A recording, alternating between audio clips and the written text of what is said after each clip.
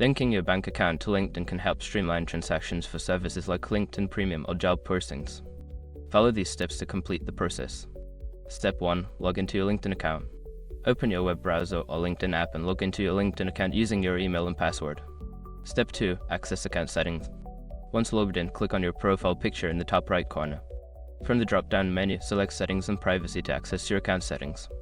Step 3. Navigate to Payment Methods. In the Settings menu, look for the Account section. Click on Payment Methods to manage your payment options. Step 4. Add a bank account. In the Payment Methods section, find the option to add a new payment method. Select Bank Account and enter the required information, including your bank name, account number, and routing number. Step 5. Confirm and save changes.